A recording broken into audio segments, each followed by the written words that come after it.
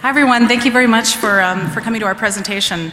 We're going to be talking about some research we did with PLCs in prisons, correctional facilities. And I'll give you an introduction of my co-presenters. Sorry, I hope that's not too loud. The objectives we're going to talk about today are we're going to analyze the SCADA systems and PLC vulnerabilities. We're going to discuss modern prison design. We have a specialist here who has designed over hundreds of prisons and correctional facilities in his career. And we're going to theorize some possible attack vectors and routines of malicious code introduction. I'm going to talk to you about ladder logic, and while it's very easy to learn and to program in this, it's part of the devil in the details of why some of the PLCs are vulnerable to some of the attacks that we've created. We're also going to recommend some solutions. Some are technical, and as with a lot with security, they're also managerial. This is me. I do a lot of stuff, actually. Right now, with this project, I've been doing a lot more technical work, but I'm an attorney as well. I work in Washington, D.C. most of the time, but I'm also in Portland, Maine. I'm a part-time adjunct computer science professor at the University of Southern Maine, and I'm so glad I have, like every year, a bunch of students from that university come to DEFCON. I have a bunch of academic backgrounds. I've studied in China. It was interesting, and did a lot of work overseas. I presented at other black hats, DEFCON, so you may have seen me presenting about more like freedom of speech, First Amendment issues, but this is the other type of research that I do. And let me turn this over, and my father, John Strauchs, will introduce himself. Well, nothing to introduce. You all can read. The only point I want to make is my specialty really is physical security. Now that's what you all call me, even though 99% of what I do is electronic systems. And so I do the engineering or the specs and the drawings of, and I've done a lot of what's called justice design, which is mostly corrections, also courthouses.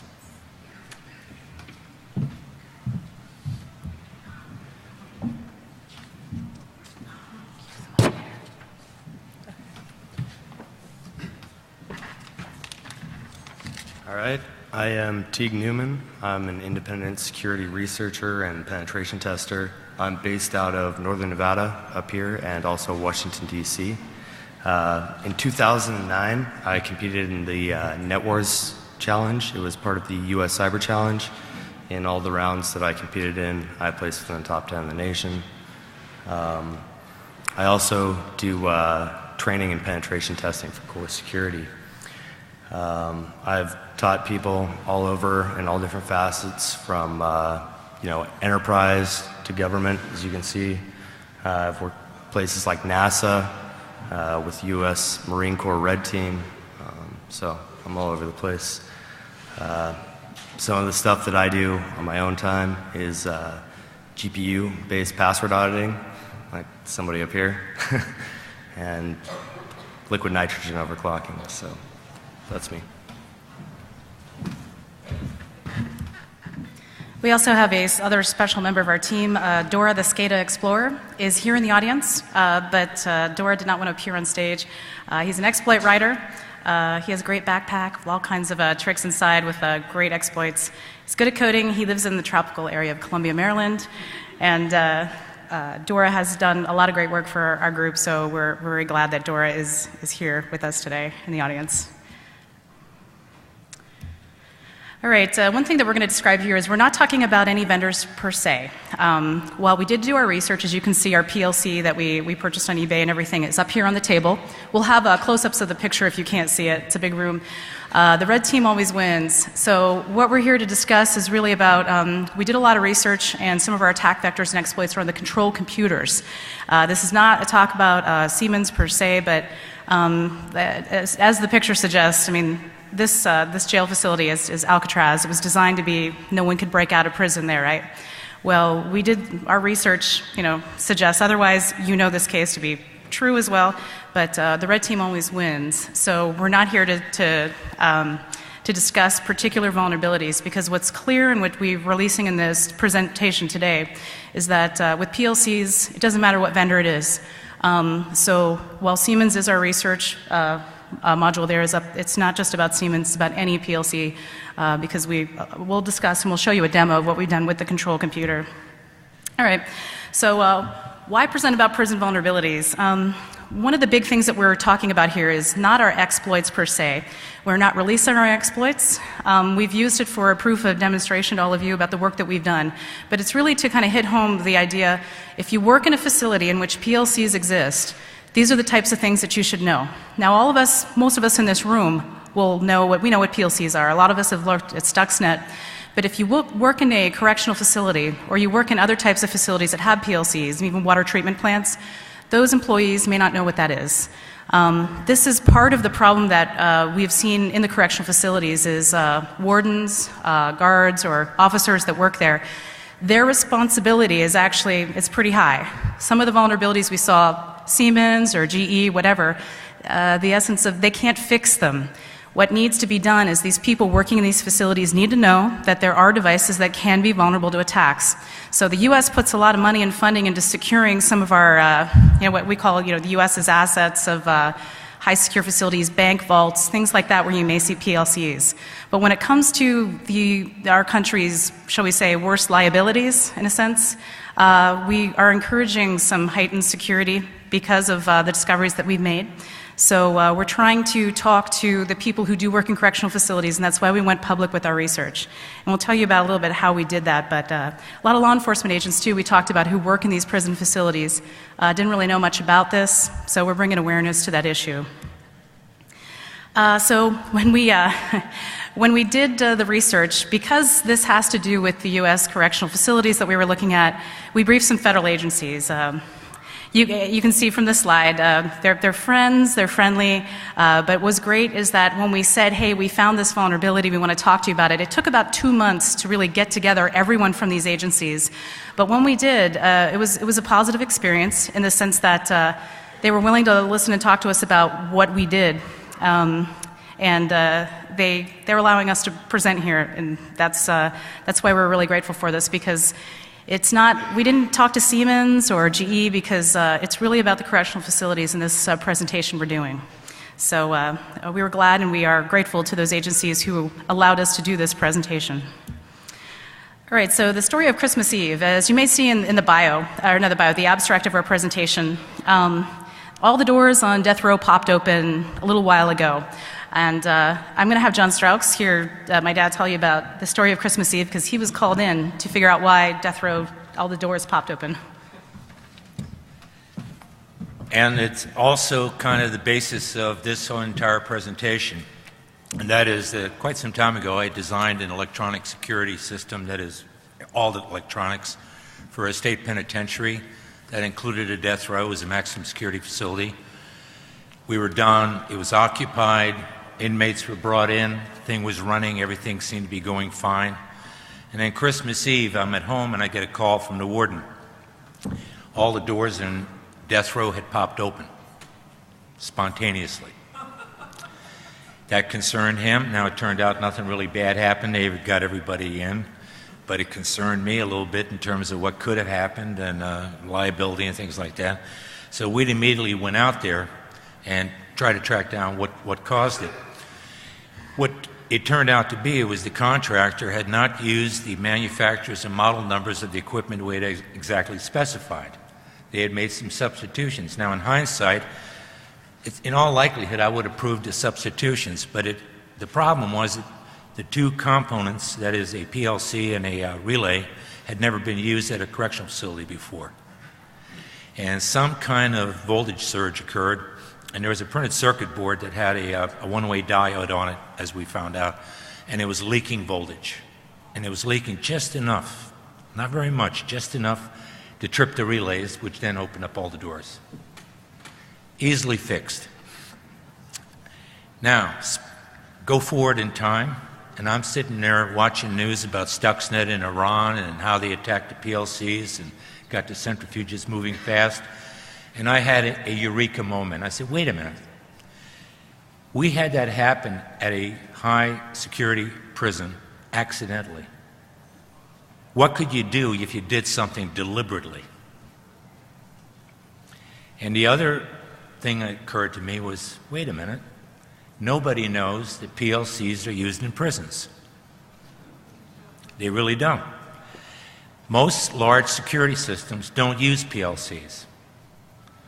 We'll get into this again later, why you use PLCs in prisons, but if most people don't know that PLCs are used in prisons, then all this SCADA talk about SCADA attacks is focused on power grids and nuclear facilities and all kinds of other things, but not prisons. And it's a vulnerability that if you know about it, you can protect yourself, because 99% of the solution to the problem is procedural, not technical.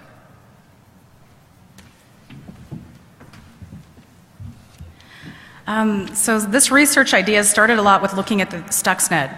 And those of us that were interested in following, the code is very well designed, well engineered. I mean, it took a lot of professionals, perhaps a nation state. I'm sure you've all heard those theories. But I got this idea to start looking at where else PLCs that are vulnerable might exist, and I got to give credit to Tom Parker and FX. They're not a part of this research project per se, but they have really fantastic analyses they've done of Stuxnet. I mean, going through line by line with the code. And then Black Hat Abu Dhabi last year, we all got to sit down and really talk about some of the essence of what makes Stuxnet unique. And so after these presentations, I came back to the US and I sat down with my father, who has a lot of design experience, and then with Teague, who's a fantastic penetration tester. And that's when we said, wow, this could be interesting. So what if someone wrote a worm or a virus that could affect correctional facilities? That was our big question. All right, so I'm going to turn over, my dad's going to do a big section now on the design of prisons. And the reason this is important, if you understand the structure and why things are designed in prisons, you'll understand why some of the PLCs and where they're vulnerable is a problem. So.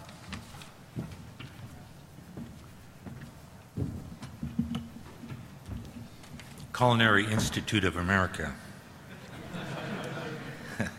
And I also work, we actually had a really neat wave file we're going to play, but apparently we can't do that right now, so that has nothing to do with anything. It started with Stuxnet.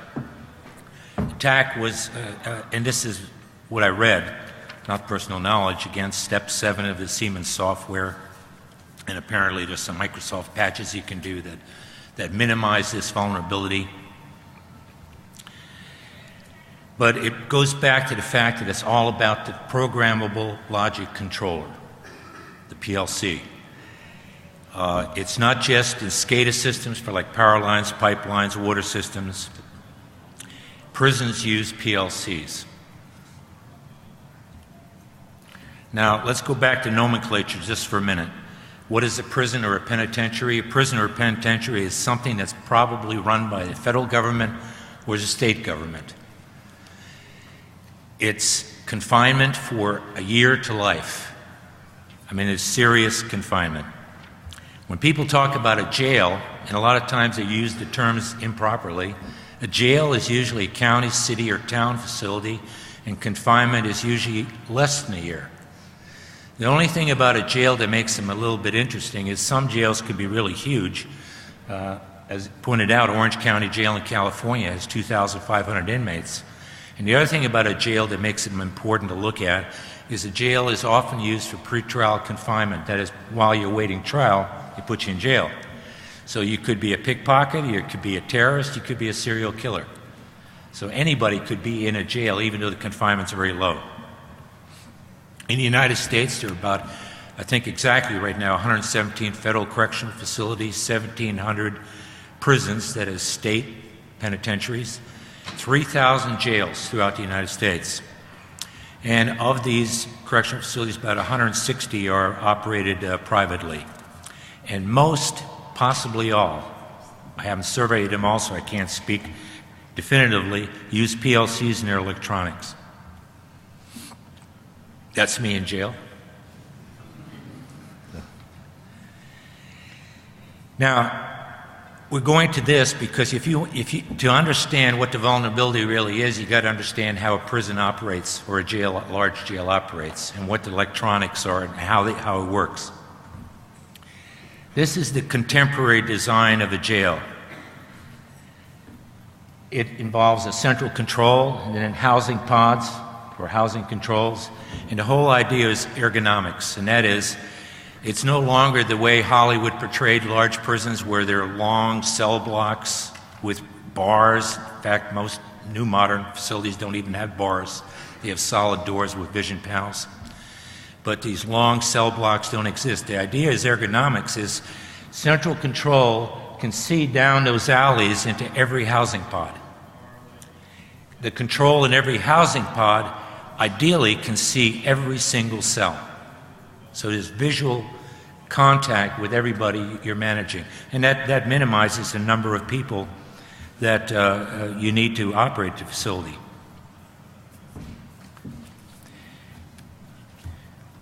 Going back to a point I made earlier is I've heard two misconceptions. One is that some people think that PLCs are used in all security systems, and as I said, they're not.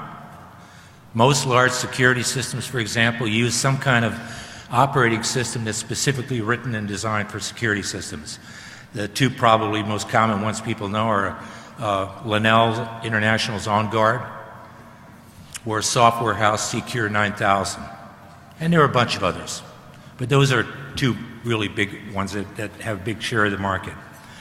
They don't use PLCs. Now, are there similarities between what they use and the PLC? Of course there are. The only thing is their controllers or their data gathering panels, whatever you want to call them, are smarter, more multifunctional, multitasking, much more state-of-the-art. Now, no one's ever tested those systems, so I can't really speak to it.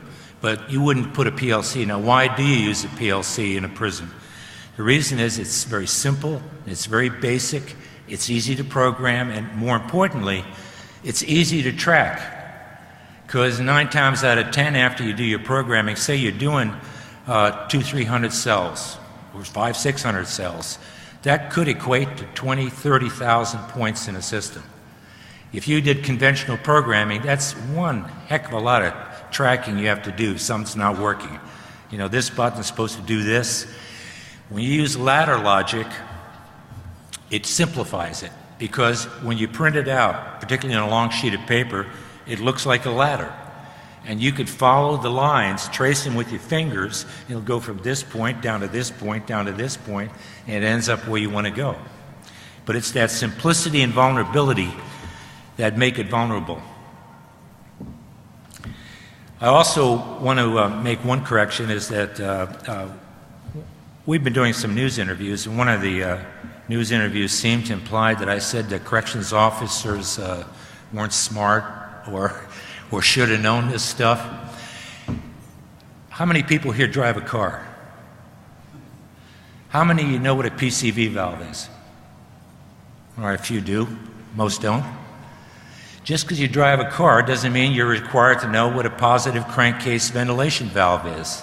It's a very important valve, particularly in older cars.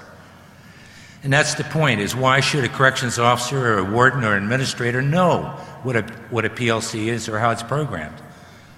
Their specialty, their skills are to operate the facility as efficiently and probably with not enough people and not enough money, and try to make it work well. That's their job.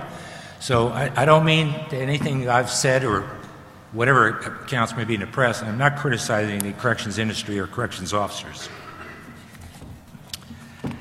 This is the same kind of design. Now, it doesn't look like a spoke of a wheel, but it's the same concept. It's ergonomics, that is vision lines for control. You can see, in other words, our rule of thumb was when we designed was, if you could directly see the door, then you didn't need a video camera there or anything else. You couldn't see the door, you put a camera there. And not only that, you put a camera on both sides of the door, not just one side, so that you can see if somebody, for example, is under duress or being compelled to do something.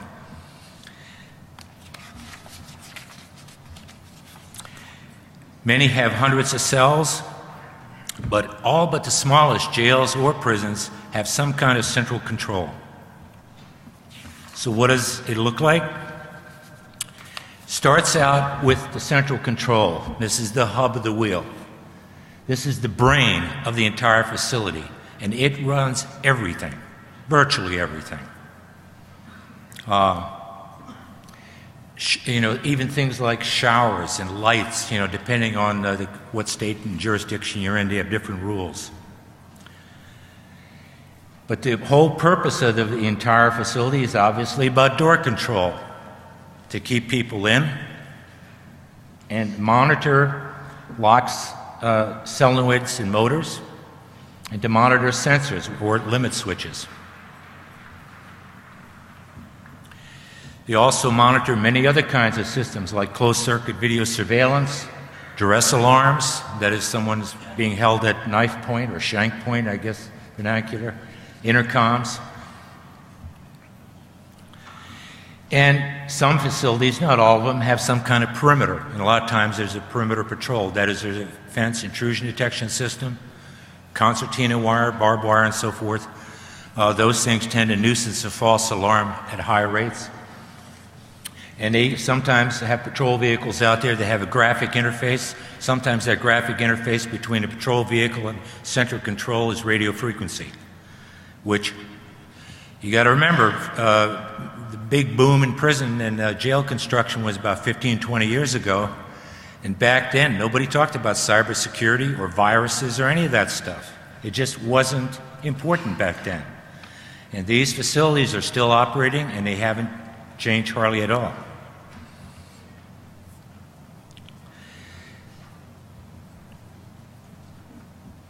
They all go back, all these activities go back to a programmable logic controller. Usually it's a self-standing rack someplace in an equipment room, not in a control room. And someplace in there will be a big relay bank, because the PLCs themselves don't have the ability or the power to do things. Again, it's basically a very dumb form of multiplexing, basically. And they control many functions. Now, this is a very simplified block diagram of what works. And Teague and Tiffany will be going back to this shortly. You have inputs, and the inputs are panel switches, lock sensors, door sensors. You want to know that the door is closed, and you want to know that the door is locked. In the early days, for example, when electronics were first introduced, inmates found that they could put pencils in the track on a sliding door. Sliding doors preferred over swing doors. The biggest reason is safety of the corrections officer. Swing doors often end up putting corrections officers in the hospital, because some of these inmates have nothing to lose, either that or they have no sense of consequences, and they'll slam that iron door shut. So sliders are preferred, even though they're slightly more expensive. They'll put pencils in there, and sometimes they'll jam up the door right up to the point where before the limit switch trips. So you think the door's locked, but it really isn't, because the limit switch hasn't tripped yet. There are, by most accounts, 40 to 50 manufacturers of PLCs throughout the world. These are the most common ones used in correctional facilities. And of these, I'd say the top ones are Allen Bradley, GE, and Square D. Now, here's some very basic PLC facts. 2 points here in terms of protocols. LawnWorks is real popular. I don't know, again, this is a different industry from y'all, so you may not be familiar with LawnWorks. But the objective of LawnWorks is primarily one thing. It's to minimize by as much as 40% the amount of wire and conduit you use. And wire conduit in a correctional facility could end up being tens of thousands of dollars in cost savings, or much more. And the other thing is programming language. The most common programming language for PLCs was then, is still true today, maybe after our presentation it might change, is ladder logic. Simply because it's easy to follow, easy to track, easy to review. It doesn't mean you couldn't use any of the other languages to program your PLC. It's just simply that they don't. And again, back 15, 20 years ago, at the boom of correction facility design and construction, it was the most common sense thing to do. Make it as simple as possible.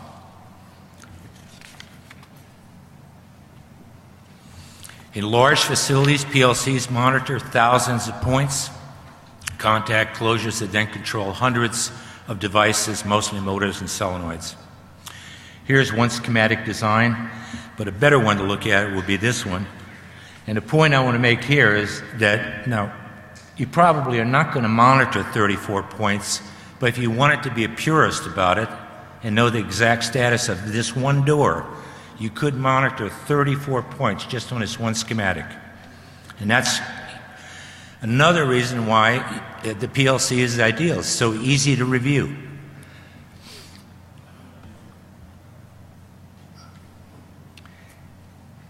And Teague might bring this up a little bit later, but let's note down there under the note, speed control. We were playing around with, well, if you did it maliciously, what could you do? Well, I remember a demonstration using pneumatic sliding doors that basically are air-driven pistons. And I saw that when we turned off the speed control switch, we could actually crack a 2x4 in half using the door. So if you wanted to, for example, hurt somebody, that'd be one way of doing it.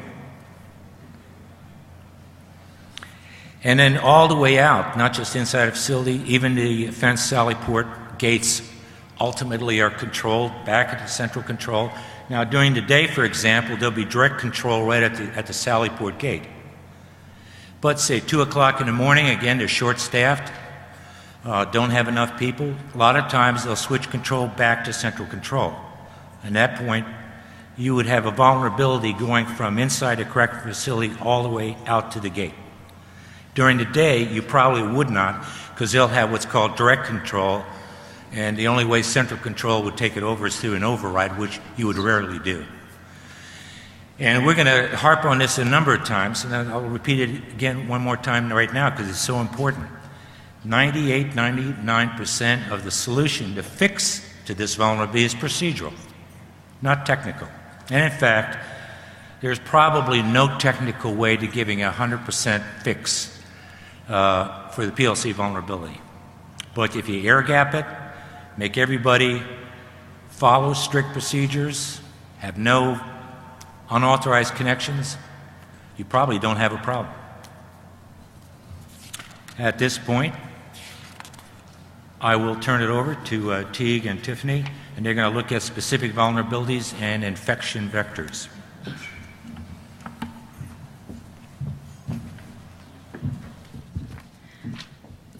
When we did a evaluation of a facility, it was here in the U.S., and we were able to go in and take a look at both the internet access, some of the security there, and really talk to some of the people who work there, the guards, to get an idea of how much knowledge they had about IT, information security, and what they had in the facility.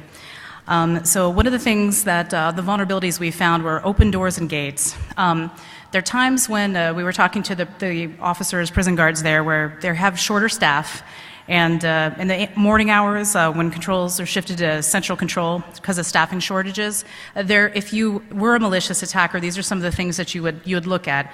And if you're inside a prison, you'll be able to, you would theoretically be able to see the movement of some of the guards. So this is something that we thought would be one of the vulnerabilities.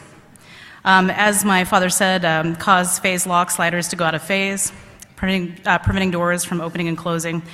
This was interesting too because my father's done some research and some work in fire protection, fire evaluation.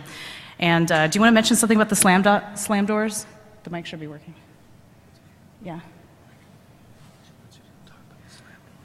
Oh. There's not on all doors, but there's one feature called that you have to specify when you request a lock manufacturer. It's called a remote latch holdback. They usually use the initials for that. And the purpose of that is that if there's an evacuation, most of these, a lot of these doors are called slam locks. As soon as you slam the door shut, it's locked. It stays locked. And the only way you can open it is with a mechanical key. Someone has to be there. And then depending on the state, some states, for example, won't allow any corrections officer to open more than a certain number of doors because the assumption is it might be a smoke-filled corridor. And you have to be able to identify the keys by feel. So it's a complicated process. Now, if you wanted to, for example, if you were the Bloods and the Crips and you wanted to get somebody on the other side, what you would do is start a mattress fire someplace, which happens every year. And in fact, every couple of years, inmates die, particularly from smoke inhalation. Would be to get an evacuation started, and if you could suppress the remote latch holdback in the PLC software, and you didn't like the guy behind you, all you have to do is slam the door. And that door will be locked, and whoever's on the other side of the door is not going to get out.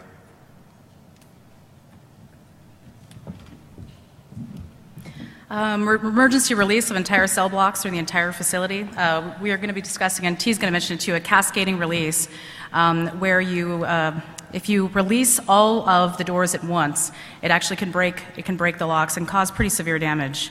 So we discussed, I think Teague's going to mention a little bit more of that in his part that he's doing. And perimeter fence intrusion detection systems have high rates of false alarms. So that's another vulnerability we looked at. And one of the things that a lot of people have asked us about this presentation is, well, this is not possible because the prison system is not on the internet. You know, it's supposed to be, you know, this is a high secure facility, including maximum security, they should be off the internet. Well, when we did some research and we actually looked at a facility, it's not as, the IT and the way that they set up the networks, in some cases was an afterthought. They designed the prison and the security in it, and then the networks and all that came in later after it had been designed. And some of the IT contractors maybe didn't have backgrounds in security. So what we found is that the systems are not as air-gapped as you may think. There's not as much network segmentation as you may think. And we were able to see some problems with that. One of the problems we found is that the PLCs and the control computers, those things need some patching and updates, things like that. So inside the housing control, the central control center that you remember from the picture we had up there, there's an electronic, not electronic, but there's like a computer room, equipment room. That's where a lot of the computers are. And when Teague and I did our evaluation, we were able to go and take a look at this stuff. And some of the stuff we found was surprising. Also, if there's a commissary or sometimes some of the lower security prisons, stuff like that, they have like vendors, fast food vendors and stuff that sell food in the facility. Those have a lot of internet connections to order food, order supplies, things like that. We were able in one circumstance to trace that network back to the control room. So if that is an attack vector that we looked at, that you shouldn't be able to get from the commissary to the control room, but we did see that that was something that we did see. So we are dismissing the myth that the PLCs are they're invulnerable because they're not connected to the internet. This is another thing that we saw, that if people are in the control room, just like the Stuxnet attack, if you have a USB drive, something like that, that's how you can create, or the infection can take place. Also, when we were at this facility on site, we saw IT was there doing some fixes on something. They were in the equipment room unsupervised. And maybe at this particular facility, the guards knew who these guys were.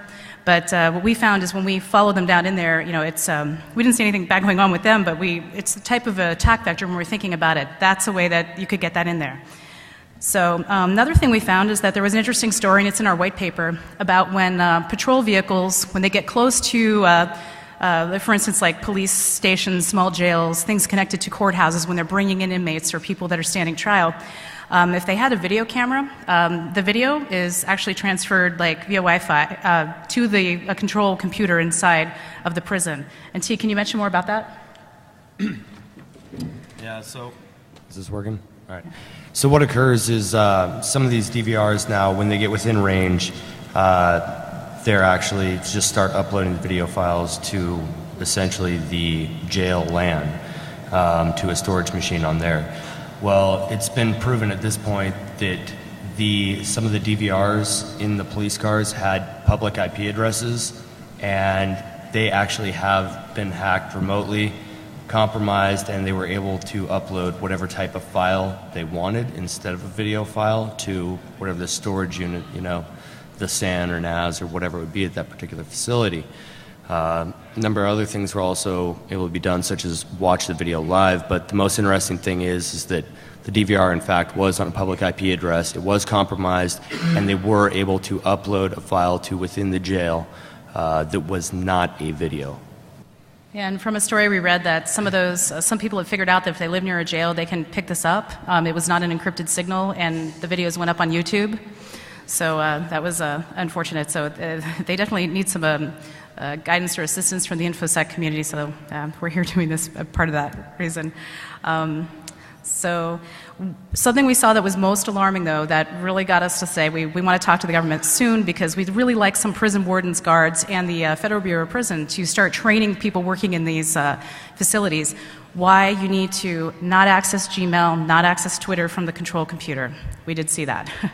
So we were in the control room, and Teague was down in the equipment room looking at the PLCs, things like that, and I'm up there, and we're watching someone on the control computer pulling up Gmail. And that's one of the concerns we found is if they knew why this is very risky, both for their lives and those of the public at large, I'm sure they wouldn't do that. But sometimes, and my father and I have talked to a lot of law enforcement officers. You know, it gets really late at night. People get bored. They're gonna start checking Facebook, things like that. They need to know why. They should not do that inside the control room, particularly. And this is why we're glad to be talking about this, because we did see that. So you can cause widespread panic, pandemonium, either by locking all the cell doors down, opening them up. So the Cascade program we talked about, you can destroy all the locks all in one go. So there are a lot of reasons why, if you work in these facilities, know that Stuxnet is not just something in Iran, it's not just something that affects nuclear power plants. It can affect your facilities here, the prison in which you work. So Teague and I are going to discuss some infection vectors we talked about. So I'm going to talk about some of the infection vectors from without. So we talked about the software updates, straightforward malicious attacks from outside the facility. There have been other research that have shown that some PLCs are connected to the internet, and it's something that if you know the model number and all that, it will make the attack vector a lot easier. Malicious attacks from outside the sanitized point, connections to the outside, we saw that. I mean, we've seen connections to the commissary, connections to the outside on the control computer via checking Gmail. So there are a lot of ways that if we want to do a malicious attack, we could do it. So also from without, clearly at this point we have seen that someone was checking their Gmail from the control computer, so a client-side attack vector is completely within scope at that point in time, because we know that it has, they are checking email. Of course, from out, again, there is potential via these DVRs if they're uploading wirelessly from the police cars. And now this would be within a jail, not a prison. But you also have to look, well, if they're uploading wirelessly, there's wireless there as well. Now, how does the network segmentation look in that situation? Clearly, it'll probably be different everywhere, but it's probably not always going to be done correctly. It's just rare to see it done perfect all the time. From within, obviously, we have the typical social engineering attack vectors. We've seen people, technicians, working alone in the equipment room. Who says they're really technicians, right? Strauchs pretty well proved that even if stuff is air-gapped, it doesn't particularly matter. You can still compromise it. So obviously, the other thing to think about as well is people say that Strauchs was via USB drive. Now think about all the stuff we have now with the teensies and everything else. It doesn't just have to be a USB drive. It can be, any particular HID interface. So obviously, there's clearly all the social engineering vectors, and there are a number of external vectors as well. All right, so we talked about we don't believe that in all facilities internet access is isolated. There's some maximum security facilities we saw that the prisoners had some access to a computer that we read this in an article, and the next article said, well, the prisoners are finding all these flaws in it, so they're essentially red teaming it in a way, and then the prison's fixing all the holes they found, including buffer overflows that they saw the prisoners were doing. So this is the internet access isolated? We don't know from that system, but it's a type of thing that they need to be very cautious about this. So what kind of badness is possible? And this is where we're going to talk about, I'm just going to briefly say, this is how we set up our basement lab. Teague's going to give you some pictures of that, and we're going to have a demo of our PLC, what we're working. But okay, so the worst case scenario, one of them is open all the doors, mayhem, open some of the doors. Release from prison. Is this unlikely? But maybe. You still have to get past the guys with the guns, so that's a little difficult as well. But in the past 30 years, helicopters have been used for prison escapes 8 times, 6 of which were initially successful. They were picked up later for other things, but which event is more unlikely? So when we hear that, oh, this is really unlikely that this might happen, there have been some very unlikely things with helicopters, but we think that because of the Stuxnet and the copycats, things like that, it actually may become a lot more likely. We can close all the doors during a fire. Let's say you don't want a witness to testify against you in trial, lock all the doors, and if there's a fire, everyone perishes in that side. So prisoners are locked down a housing unit. So how much did this research cost us? And when some people say that to do this type of PLC research, it's going to cost, it's going to take a big lab and a research facility and a lot of money to do it, it did not for us at all. It cost $2,500. Most of those were in legit licenses. We made it clear that we saw the licenses elsewhere, but because we're doing this, well, and also we wanted to get the legit license so we could do a lot of research on it as well. But we bought this from the vendor, and the Siemens model that you see here is the S7300, the same one exploited by Stuxnet. It's the same one that we do see in some prisons, and there are a lot of exploits that are available that we found, exploitdatabase.com or exploitdb.com. There are a lot that are free, they're out there. So our exploits, by the way, they're unique to some others that have been done out there, but they're pretty simple to write.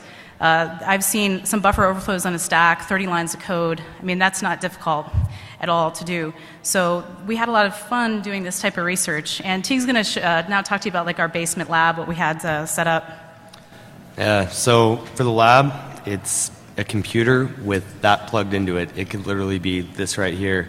There's nothing spectacular about it. All you need is a machine that will run the software and a way to connect the PLC to that machine. It's nothing fancy. We set it up in about 10 minutes, so definitely not advanced persistent threat. Especially, yeah, so anyhow, that's what the lab looks like. That is the machine with the PLC on the table. That's it, that's all. That's what we use to research this. And this is the programming language. This is just an example of it. It's as easy as if you have taken some basic computer science engineering classes, really understanding just a lot of logical gates. For instance, this is an AND, this is an OR, and what you see below is what it's going to look like in the program. So it is pretty simple to get this work if you understand the logical diagrams there. All right. So for these attack vectors, as we said, we do have exploits of our own, but there are publicly available exploits. I mean, there's a handful out there. You can find them at ExploitDB. There's some going in Metasploit right now. Luigi released like 34 exploits for SCADA systems in one day. These are not particularly difficult to obtain. All right, so now we talk about our attack vector. Our attack vector that we're demonstrating here is actually similar to what Stuxnet did. What we're doing is we are directly calling the PLC's application functions. So once you are on that machine that monitors, controls, or programs the PLCs, it's open season. So basically, however you get on that machine, we discussed the attack vectors, now you're on it, what do? Migrate into the process, access the libraries, and call the application functions. So it's using the libraries how they are designed to be used. That's why we're saying this is not particular to Siemens. Yes, we have that, but if the software exists and it has libraries, it's going to work across any vendor. Okay, now we're going to do our demo. We took demo of our exploit writer, so you're going to get to hear Dora the SCADA Explorer's voice. Hopefully the audio will work on this. We've been having some trouble with audio. Okay, before I get into the demo, I kind of want to explain some things here. So what we have is this PLC, there's a number of lights on the bottom and a number of lights on the top. And I just kind of want to make it clear what's going on. You have to use your imagination because these are just lights.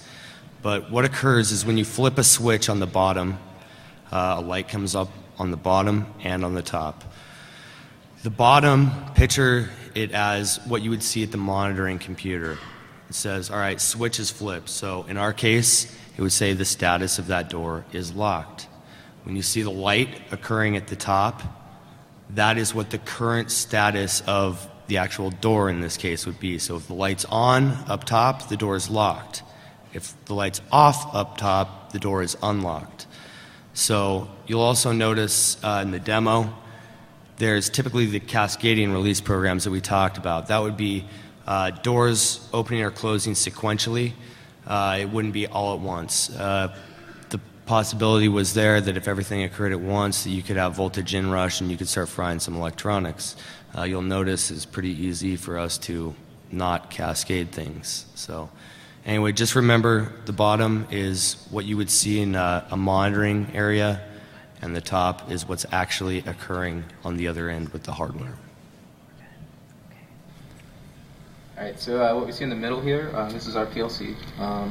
The switches on the bottom represent the actual lock control themselves, so either a physical mechanism or the software changing the state. The LEDs on the right side of those switches represent their state, so that would be if the switch is actually physically on or off.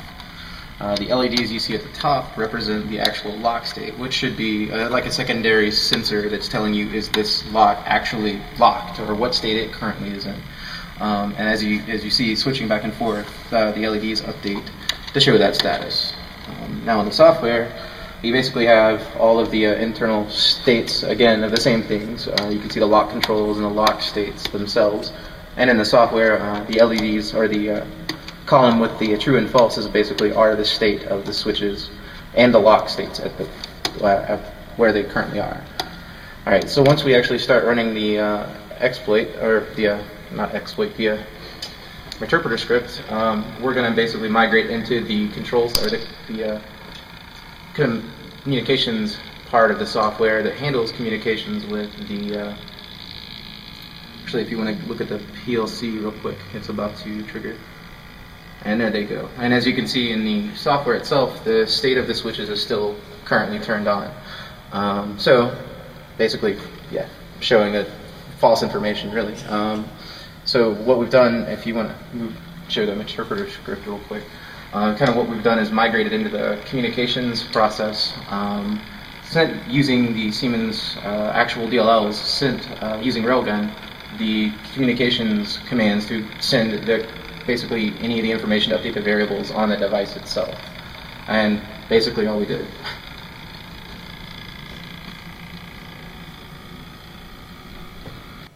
All right, so you'll notice there with this last shot of the software too, that is basically what you would see in the control center.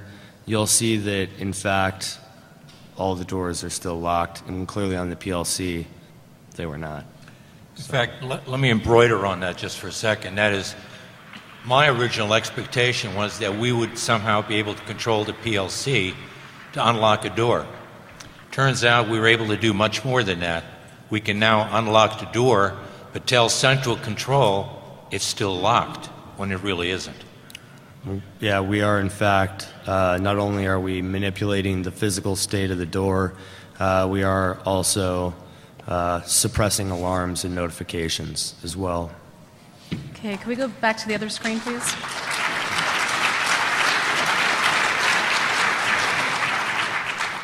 This is what it looks like. For those of you who can't see it up here, that was the same one in the video, so there's a close-up picture of it. And this is when we toured a correctional facility, we took some pictures of like the relays and PLCs and some of the wires and networks there, and we're showing you a few of those in here. These are also, by the way, our white paper was published by Wired, but also it's on Core Security's website under one of their blogs about DEFCON. So you can pull up our white paper and more information on this and see more pictures. All right, so this is really the summary. We're going to be talking about the remediation here now, which is pretty clear for what we're going to do. Use a device for its intended purposes. Those of us in this room, we get that, all right? But for those of you watching, elsewhere online, prison wardens, guards, this is very important for you because there's some things that can't be fixed with PLCs. It's up to you, really, to those acceptable use policies have a reason why they're there. Proper network segmentation, restrict physical media, the same stuff that would prevent Stuxnet. This is the stuff that we're discussing here. So many modern jails and prisons were designed 10 years ago before these attacks were known. So what we're suggesting is evaluate some of the designs and security that you take a look at the IT network, very carefully, because if an attack did occur on a correctional facility, it's a pretty big deal. Enforcing and updating procedures and policies, and really having the guards understand why this is a big deal is the most important thing. This is the biggest risk mitigating thing that you can do, is educate your employees. If you have PLCs that run safety critical operations or correctional facilities, know that these attacks can exist. One point I'd like to make is, clearly the way we're doing it, you can't really patch that. So the education is huge. How do you, how would you do it otherwise? That's why you need to.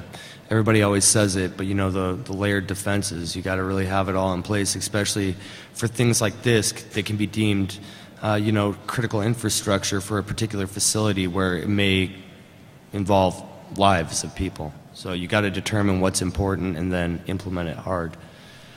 All right, we also want to give a big shout out to Dora the SCADA Explorer for being awesome. And for any of you out there or watching online, if you think that we or Dora hold the keys to the castle here, we do not. These exploits aren't going to be made public, and it's nothing that was terribly, terribly difficult to do. So we've gotten some interesting requests, I'll tell you, since some articles have been written about us, and no, we won't help you. And you know, it's the type of thing that that's one of the reasons that Dora has been very quiet here. Are we going to be taking questions in this room too?